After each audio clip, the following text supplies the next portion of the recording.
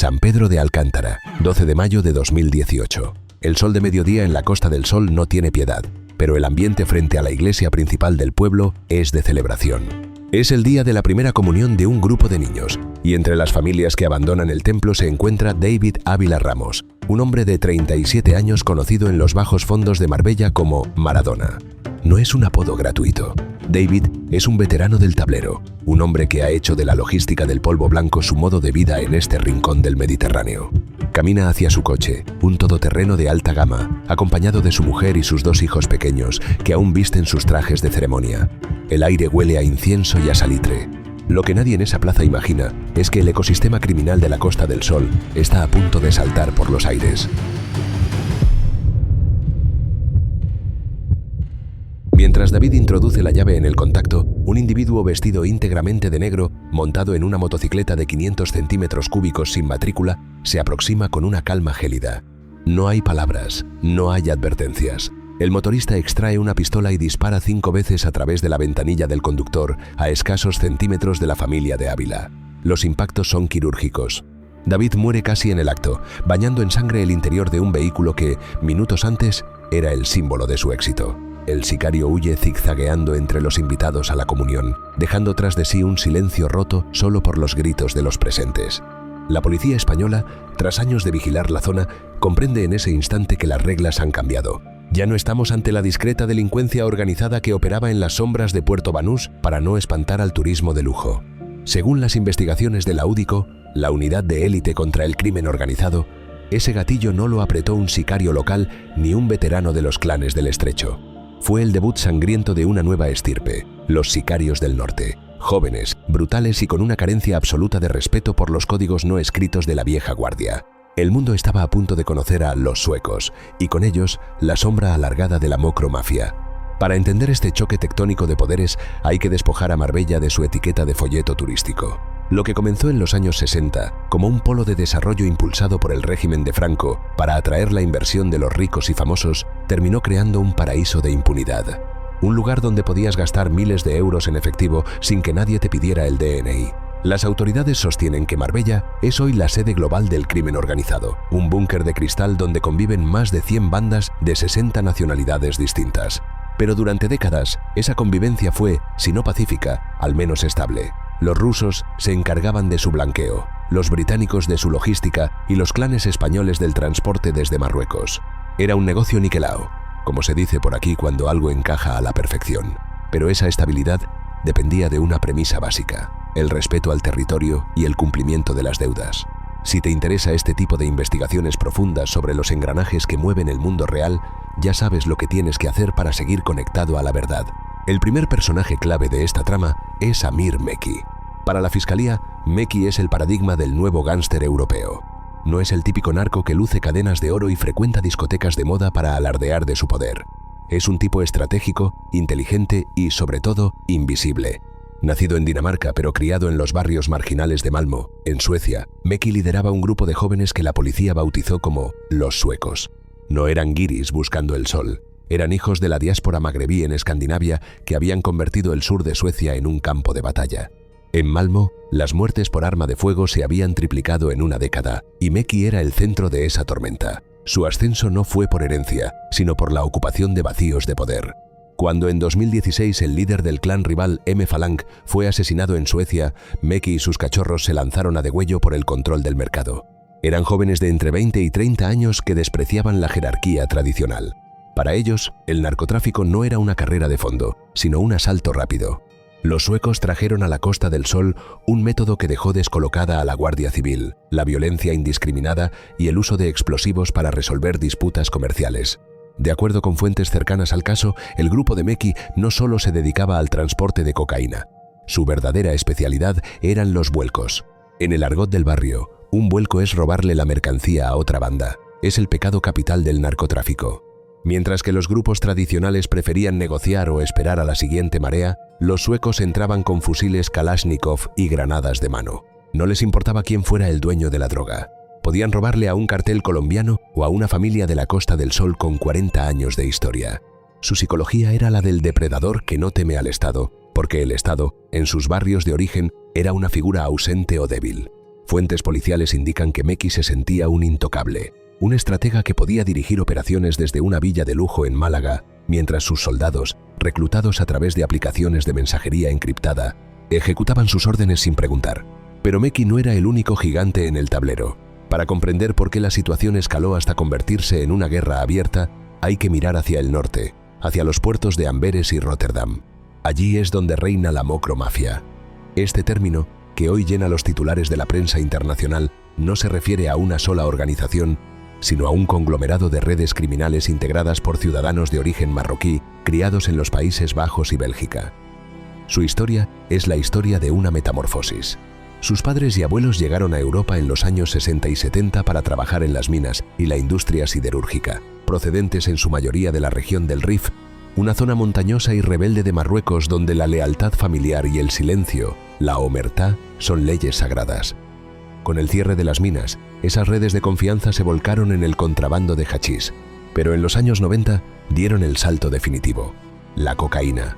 Al establecer vínculos directos con los carteles de Medellín y Cali, y más tarde con el cartel de Sinaloa y el CJNG, la mocromafia desplazó a las mafias italianas y gallegas como los principales receptores de la droga en Europa.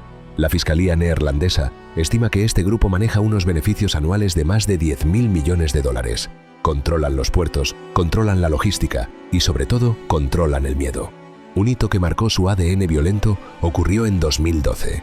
En el puerto de Amberes desapareció un cargamento de 200 kilogramos de cocaína. Lo que para cualquier otra organización habría sido un coste de negocio, para la mocromafia fue el inicio de una purga que aún no ha terminado. Empezaron a aparecer cabezas decapitadas frente a cafeterías en Ámsterdam para marcar el territorio. No era solo dinero, era reputación. Y en ese contexto de paranoia y riqueza extrema, la mocromafia puso sus ojos en la Costa del Sol como su base de operaciones logística y de descanso. La colisión era inevitable.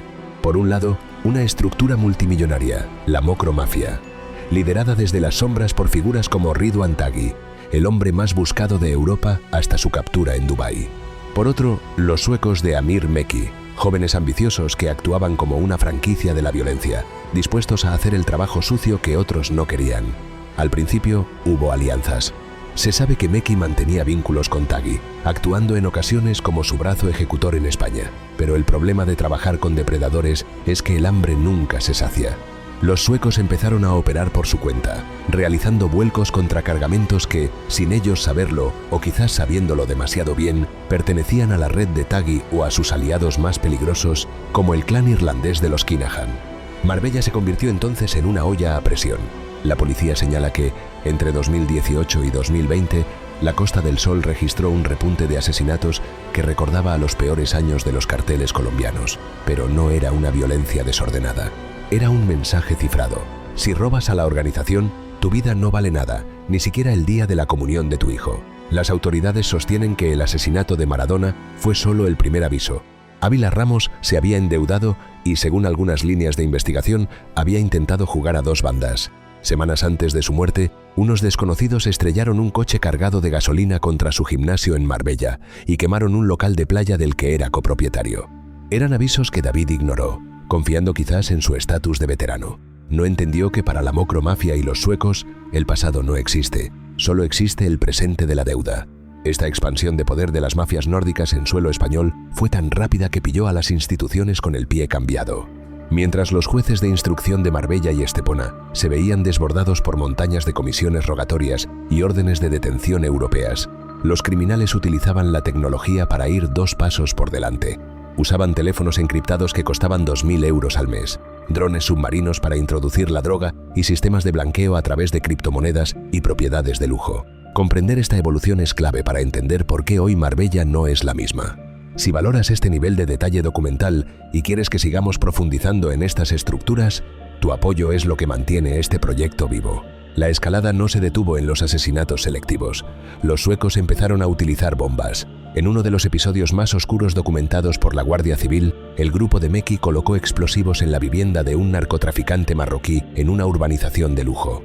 El objetivo estaba dentro con su mujer y sus 3 hijos. La explosión fue tan potente que dañó los cimientos del edificio. Minutos después, otra bomba estalló en una nave industrial del mismo propietario. Ya no buscaban solo matar, buscaban el terror absoluto. Buscaban que el enemigo supiera que sus familias, sus casas y sus negocios eran vulnerables en cualquier momento. Los agentes que investigaron estos hechos se quedaron pajaritos, como se dice en Málaga cuando te quedas frío de la impresión, al ver la sofisticación de los artefactos. No eran bombas caseras, eran explosivos industriales usados con mentalidad militar. En este punto, la pregunta que se hacían los analistas de inteligencia era: ¿quién le ha dado permiso a estos jóvenes para sembrar el caos en la joya de la corona del turismo español? La respuesta es que nadie se lo dio. Ellos simplemente tomaron el espacio que la desidia institucional y la saturación judicial dejaron libre. Los suecos se sentían los dueños de la zona, capaces de influir incluso en sectores que parecían ajenos al narco. La investigación sobre el entorno de la alcaldía de Marbella, que procesó al marido y al hijastro de la regidora por presuntos vínculos con el narcotráfico sueco y blanqueo de capitales, puso de manifiesto que los tentáculos de estas bandas llegaban mucho más arriba de lo que se sospechaba. No era solo droga, era la infiltración en el tejido empresarial y político. Las autoridades sostienen que el dinero del crimen organizado sueco fluía a través de constructoras y agencias inmobiliarias de lujo, lavando el rastro de sangre de Malmo en las blancas paredes de las villas de Nahueles. Lo que nadie sabía entonces era que esa sensación de invulnerabilidad de Amir Mekki y los suecos iba a ser su mayor error. Al declarar la guerra a la macromafia mediante robos de mercancía y asesinatos de aliados, rompieron el equilibrio que permitía a Marbella seguir siendo un negocio rentable. Ridwan Taghi, desde su búnker emocional, no podía permitir que unos cachorros desafiaran su autoridad en el mercado de la cocaína. Se dice que en las redes encriptadas circuló un mensaje que helaba la sangre, una declaración de guerra formal que prometía fumigar con plomo a los clanes suecos. El conflicto ya no era solo por dinero, era una cuestión de supervivencia sistémica. La Costa del Sol se transformó entonces en un tablero de ajedrez donde las piezas eran seres humanos. Cada tiroteo en una terraza de Puerto Banús, cada cadáver aparecido en una cuneta con la sonrisa del payaso, un corte que desfigura el rostro de comisura a comisura, era un movimiento en una partida global. Las autoridades indican que la presencia de estas mafias ha generado una economía sumergida que distorsiona el mercado legal, donde un kilo de marihuana comprado por 1.500 euros en Andalucía se vende por 9.000 en Estocolmo, financiando así arsenales que harían palidecer a ejércitos pequeños.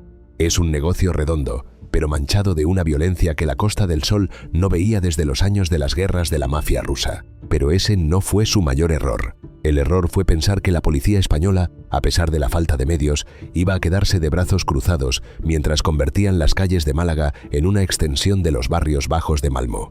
La cooperación internacional entre la Policía Nacional, la Guardia Civil y la Policía Sueca dio lugar a la Operación Rueda. Fue una caza al hombre que se extendió por toda Europa. Los agentes empezaron a tirar del hilo de aquel motorista que mató a Maradona, y lo que encontraron fue una red de pisos francos, coches robados y una logística que funcionaba con la precisión de un reloj suizo. Sin embargo, en ese momento, Mekki aún no lo entendía. Seguía pensando que podía ganar una guerra contra el Estado y contra el cartel más poderoso de Europa al mismo tiempo.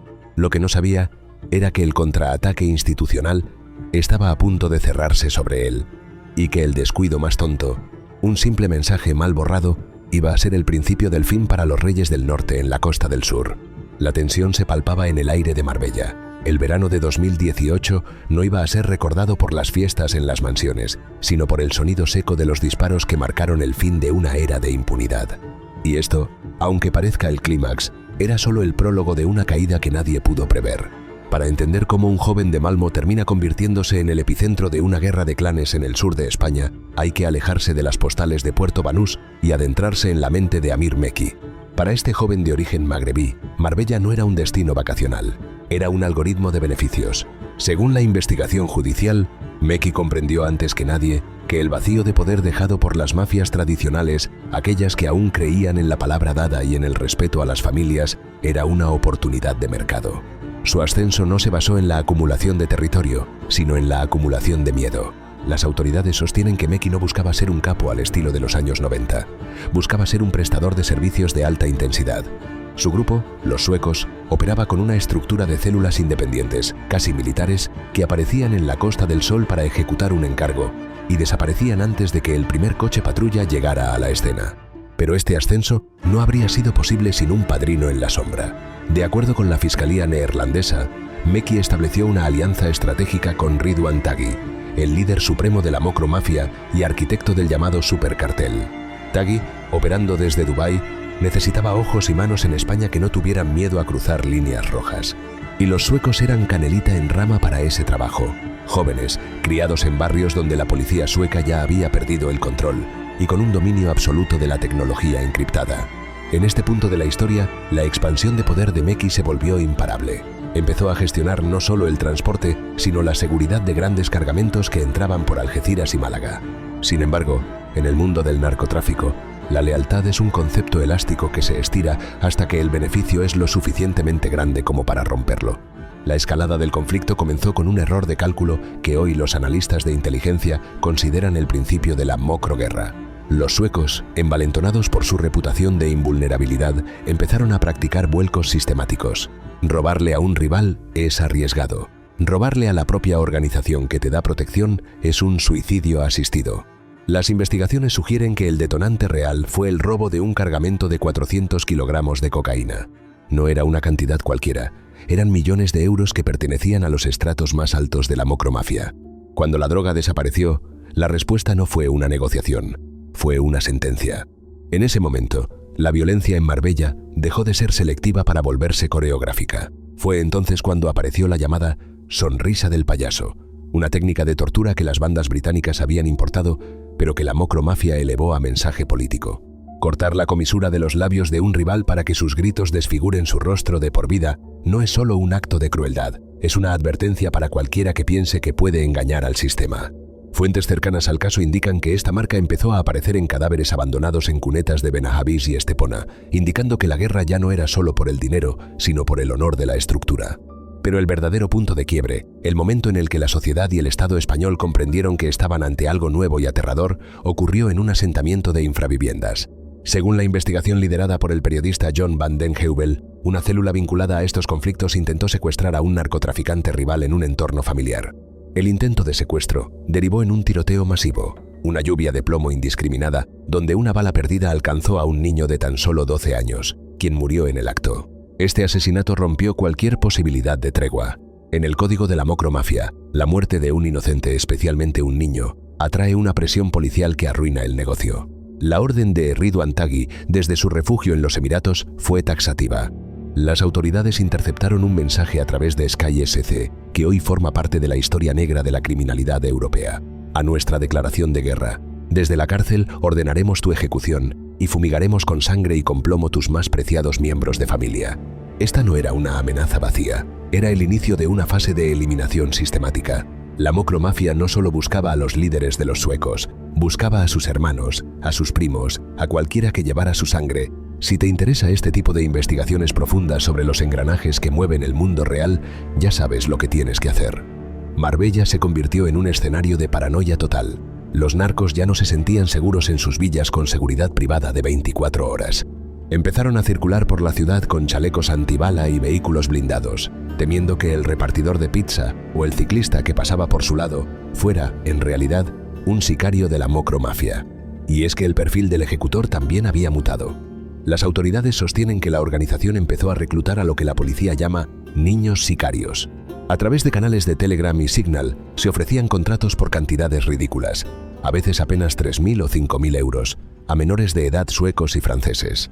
Para un adolescente de 15 años de un suburbio de Estocolmo, viajar a la Costa del Sol con los gastos pagados para hacer un recado era visto como un rito de iniciación, una forma de ganar estatus en la banda Foxtrot o en la Dödspatrullen. La policía española se encontraba con un problema legal y operativo niquelao. ¿Cómo detienes a un asesino que no tiene antecedentes, que no aparece en ninguna base de datos y que es legalmente inimputable en muchos aspectos por su edad? Este fenómeno se apoyaba en una lógica económica aplastante que los expertos de la UDICO han analizado al detalle. La rentabilidad del negocio era tan alta que permitía cualquier exceso. De acuerdo con informes policiales, 1 kilo de marihuana comprado en los invernaderos de Andalucía por 1.500 euros se vende en los mercados de Escandinavia por 9.000 euros. Con la cocaína, el margen es menor pero el volumen es masivo, con precios que en España rondan los 60 euros por gramo pero que en el norte de Europa se disparan, generando beneficios que superan los 10.000 millones de dólares anuales para la organización. Este excedente de capital no solo servía para comprar armas, servía para corromper. Las autoridades sostienen que la infiltración de los suecos en Marbella llegó a tocar las estructuras del poder local de una forma que recordaba a los tiempos de Jesús Gil, pero con una pátina de modernidad escandinava. La investigación judicial sobre el marido y el hijastro de la alcaldesa de Marbella, Ángeles Muñoz, reveló cómo el dinero del narcotráfico sueco se movía a través de complejas tramas inmobiliarias para construir viviendas de lujo en terrenos privilegiados. En conversaciones interceptadas, se escuchaba al hijastro de la regidora alardear de su capacidad para influir en decisiones políticas y urbanísticas, sintiéndose, según la fiscalía, dueño de la zona. La policía se quedó pajarito al descubrir que, mientras ellos se jugaban la vida en las calles de Nueva Andalucía, el dinero de la sangre se lavaba en despachos que deberían estar al servicio del ciudadano. Esta realidad dual, lujo extremo en la superficie y violencia medieval en el subsuelo, creó un ecosistema de tensión insoportable. Los suecos, atrapados entre la presión de la Policía Nacional y la cacería iniciada por la mocromafia, cometieron su segundo gran error, el uso de explosivos industriales. No les bastaba con el tiro en la nuca, querían el estruendo. Al volar por los aires la casa de un narco marroquí mientras éste cenaba con su familia, elevaron el conflicto a la categoría de terrorismo urbano. El mensaje era claro: no hay lugares sagrados, no hay treguas familiares.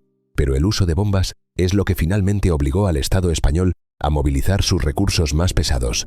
La Operación Rueda ya no era solo una investigación por asesinato, era una cuestión de seguridad nacional.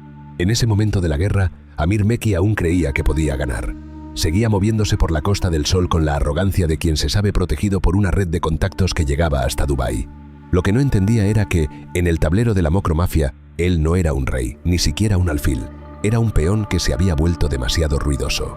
La paradoja de este conflicto es que, mientras más poder acumulaban los suecos a través del terror, más vulnerables se volvían.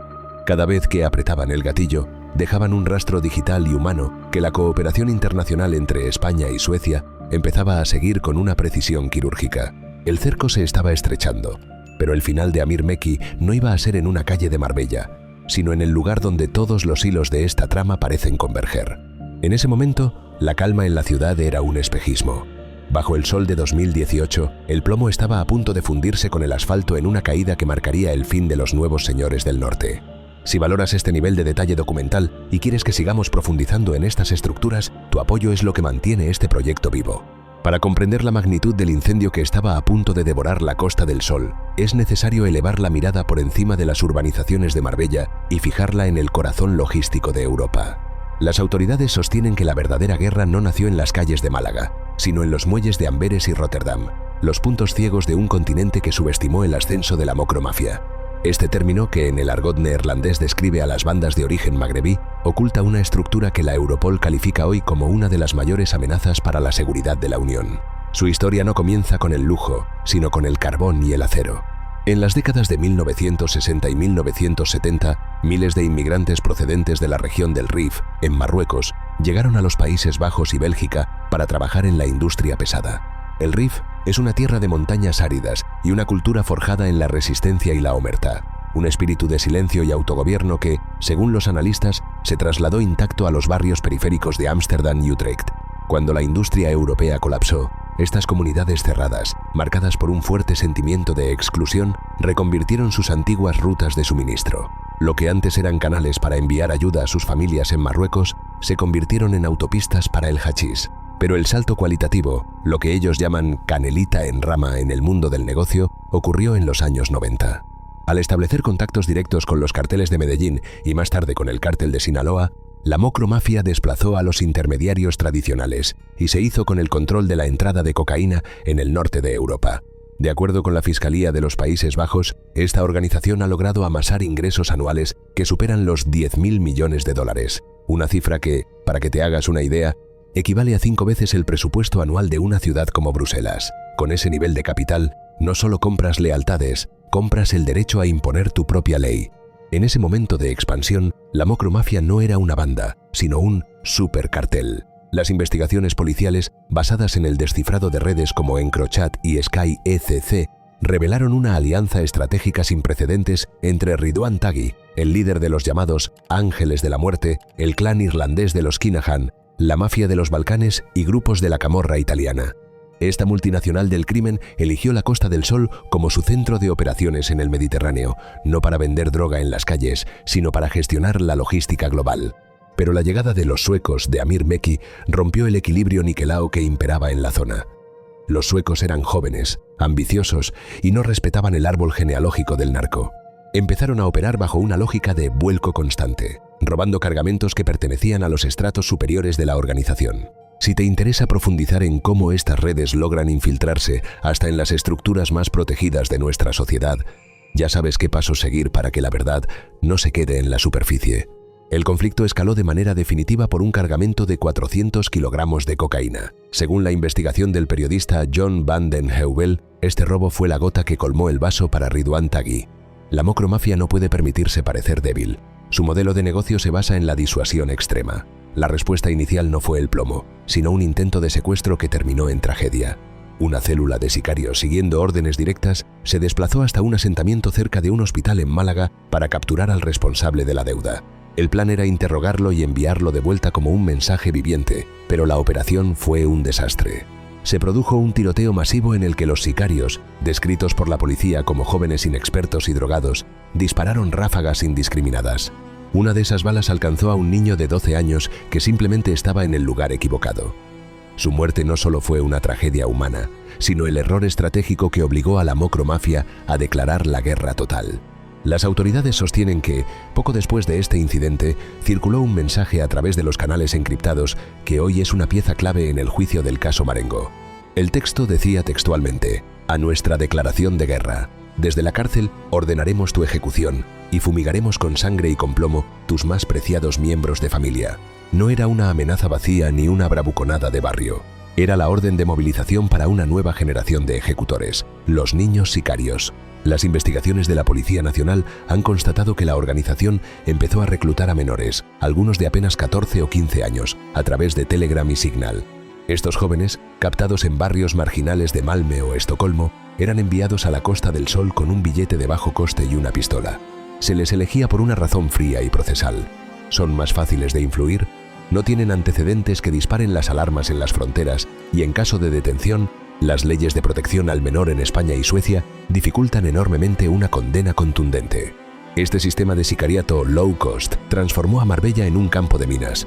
La policía se quedaba pajarito al descubrir que los responsables de asesinatos de alto nivel no eran profesionales de película, sino adolescentes que veían el crimen como un videojuego. En un caso documentado en 2025, se desmanteló una red en Alicante liderada por un niño sueco de 14 años que, junto a sus padres, gestionaba una oficina de reclutamiento de sicarios infantiles para operar en toda la costa mediterránea. Este joven era el encargado de realizar los pagos y de dar las instrucciones tácticas a otros menores para que apretaran el gatillo contra objetivos de la macromafia o de bandas rivales como la Foxtrot o la Dodge Patrullen. El líder de Foxtrot, conocido como el Zorro Kurdo, había comprendido antes que nadie que el sistema judicial liberal de los países nórdicos era su mejor aliado y exportó ese modelo a España con una eficacia aterradora. La motivación de estos jóvenes para cruzar Europa y matar no era solo el dinero, aunque las ganancias del narco son astronómicas. De acuerdo con los informes de la ONU de 2025, el precio del hachís en España se ha estabilizado en unos 60 euros el gramo para la venta minorista. Pero el verdadero beneficio está en la exportación. Un kilo de marihuana que en las sierras de Málaga cuesta 1.500 euros se coloca en el mercado de Estocolmo por 9.000 euros. Con esos márgenes, las mafias suecas pueden financiar una guerra infinita. Sin embargo, para los niños sicarios, la verdadera paga era el estatus. Querían imitar a sus ídolos de la macromafia. Querían ser como Ridwan Taghi, un hombre que desde su búnker emocional en Dubái dirigía un imperio que no conocía fronteras. Taghi se había convertido en un mito de la impunidad hasta su captura, demostrando que podías estar en la lista de los más buscados de la Interpol y seguir controlando el puerto de Rotterdam a golpe de clic. Lo que nadie sabía en ese momento era que el contraataque del Estado español no vendría solo por la fuerza, sino por la tecnología. El descifrado de las comunicaciones de Sky SC fue como abrir la caja de Pandora. Los investigadores se encontraron con millones de mensajes donde los capos de la macromafia y los líderes de los suecos discutían con total naturalidad sobre asesinatos, torturas con la sonrisa del payaso y sobornos a funcionarios. Las autoridades indican que este flujo de información permitió mapear por primera vez la economía sumergida que estaba asfixiando a la Costa del Sol. No se trataba solo de tiroteos, Se trataba de una red de blanqueo que utilizaba criptomonedas y empresas de construcción de lujo para inyectar el dinero de la sangre en el circuito legal. Marbella, sede global del crimen organizado, estaba viendo cómo sus cimientos de lujo se resquebrajaban bajo la presión de una violencia que ya no podía ser ignorada ni camuflada como simples ajustes de cuentas.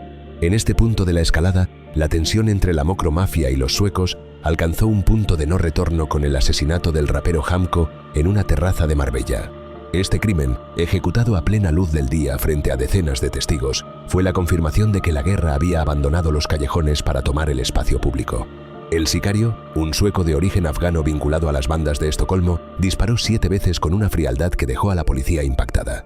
Las líneas de investigación sugieren que Hamco no era solo un artista, sino una pieza en el engranaje de blanqueo y propaganda de los clanes suecos que desafiaban el monopolio de la Mocro-mafia. Pero ese asesinato, lejos de cerrar el conflicto, abrió una nueva fase de persecución mortal. La policía española, desbordada pero decidida, empezó a aplicar el Plan Costa del Sol, reforzando la vigilancia en zonas como Nueva Andalucía y Puerto Banús. Pero mientras las unidades de élite de la UDICO patrullaban las calles, los capos ya estaban planeando su próximo movimiento desde celdas de máxima seguridad o mansiones en el Golfo Pérsico. La guerra de clanes estaba lejos de terminar, apenas estaba mutando en algo mucho más difícil de detectar y combatir. Pero lo que Amir Mekki y los líderes de la Mocro-mafia no habían calculado era que el mayor peligro no vendría de una bala rival, sino de la propia paranoia que habían sembrado, una desconfianza brutal que iba a llevar a uno de ellos a cometer el error crítico que marcaría su caída definitiva. En Marbella, donde el sol nunca se pone para el dinero sucio, el invierno de los clanes estaba a punto de llegar con una crudeza que nadie, absolutamente nadie, podría esquivar. La arrogancia suele ser el primer síntoma de una caída inevitable. Y en el caso de Amir Mekki, esa arrogancia se alimentaba de una falsa sensación de invisibilidad digital. Para este joven, que se sentía el arquitecto de una nueva era del crimen, el error crítico no fue un disparo fallido ni una pérdida de mercancía, sino la convicción de que los santuarios de lujo podían protegerlo para siempre. Las autoridades sostienen que Mekki, sintiéndose a salvo bajo el sol de Dubái y respaldado por sus conexiones con Ridwan Taghi, empezó a descuidar el principio básico de cualquier organización criminal: la discreción operativa. Su error fue pensar que la tecnología, EncroChat y SkyECC eran fortalezas inexpugnables, cuando en realidad se estaban convirtiendo en el diario detallado de su propia condena. En sus mensajes Mekki no solo ordenaba ejecuciones, alardeaba de ellas, dejando un rastro de pan rallado que la inteligencia europea empezó a recoger con una paciencia que él, en su juventud impulsiva, no supo prever. Pero ese no fue su único fallo. El error que realmente marcó su destino fue la sobreexpansión y el desafío directo a los dueños de la zona, que llevaban décadas operando en la Costa del Sol. Al realizar vuelcos contra cargamentos vinculados no solo a la Mocro-mafia, sino a clanes de los Balcanes y a la propia Ndrangheta, los suecos rompieron el pacto de no agresión que permitía que el negocio fluyera. Mekki creía que podía imponer una dictadura del terror juvenil basada en el impacto de sus bombas y la rapidez de sus sicarios en bicicleta, pero olvidó que en Marbella el dinero prefiere el silencio.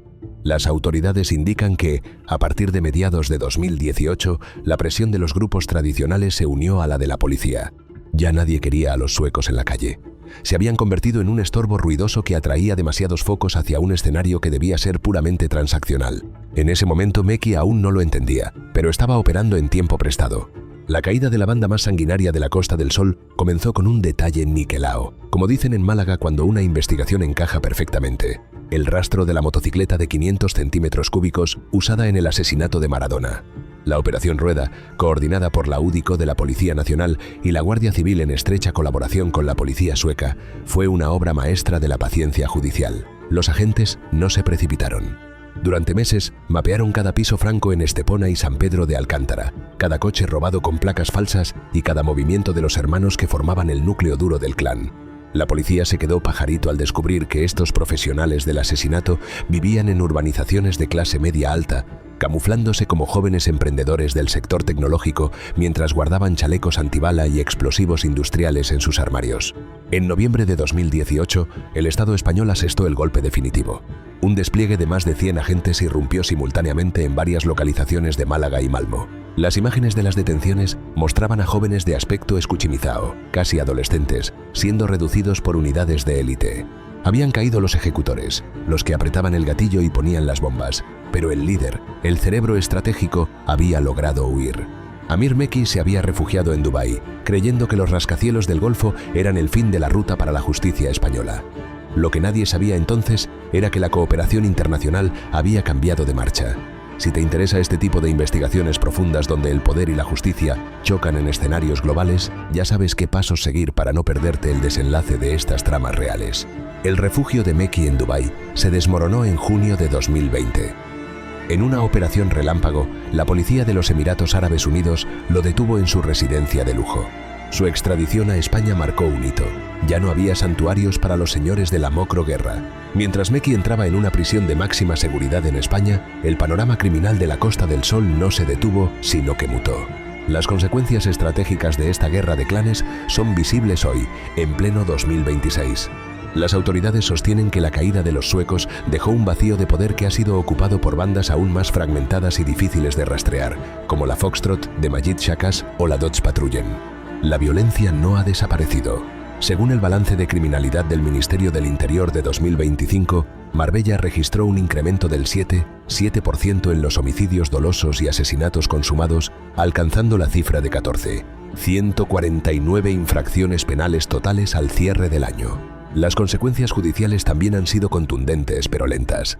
El juicio contra el clan de los suecos en la Audiencia Provincial de Málaga en 2023 y 2024 se convirtió en un desfile de horrores donde se detallaron las torturas con la sonrisa del payaso y el uso de menores de edad como soldados desechables. La Fiscalía solicitó prisión permanente revisable para los líderes, basándose en la crueldad innecesaria y la pertenencia a organización criminal. Pero el sistema, a veces, parece ir a remolque.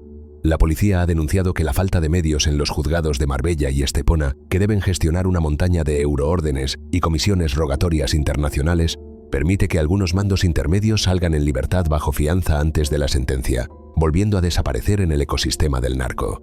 Es una sensación de foe, de frustración constante para los agentes que ven cómo su trabajo se diluye en la burocracia mientras los clanes se rearman.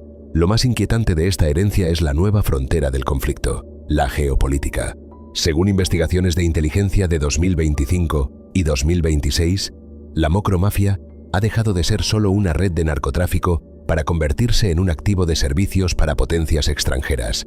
Las autoridades investigan la conexión entre los sicarios de esta organización y el intento de asesinato de Alejo Vidal Quadras, sugiriendo que el régimen de Irán habría subcontratado a la mocromafia para ejecutar operaciones de desestabilización en suelo español.